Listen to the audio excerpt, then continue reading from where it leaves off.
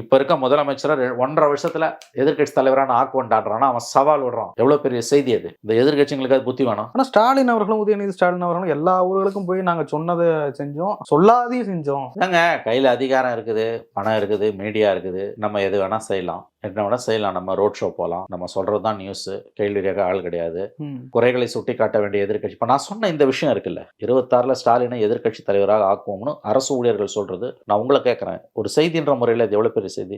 பெரிய செய்தி. ரொம்ப அழகா கவிநயத்தோட நாங்கள் அரசாங்க ஊழியர்களே சொல்லி, அரசாங்க ஊழியர்கள் ஆட்சி மாற்றத்தை கொண்டு வருவோம், அரசுக்கு எதிராக போர்க்கொடி தூக்குறான், ஸ்டேட்மெண்ட் கொடுக்குறான். ஒரு செய்தின்ற முறையில் அதை பேசுறது மீடியாவோட தர்மம் இல்லையா? என் தர்மம் அது. தொழில் தர்மம்னு ஒன்று இருக்கு. எந்த கீழான தொழில் பண்றவனுக்கும் ஒரு தர்மம் இருக்கும், மேலான தொழில் பண்றவனுக்கும் ஒரு தர்மம் இருக்கும். இந்த உலகத்துல எந்த தொழில் பண்றவனுக்கும் ஒரு தர்மம் இருக்கும். அந்த தர்மத்துக்கு விரோதமா நீ போகக்கூடாது. இந்த செய்தியையே மறைச்சு இதை பேச வேண்டிய அளவுக்கு பேசாம எவன் கூட போவான்? கஸ்தூரி என்ன சொன்னாங்க? திராவிடம், ஆரியம், தமிழ்த்தாய் வாழ்த்து,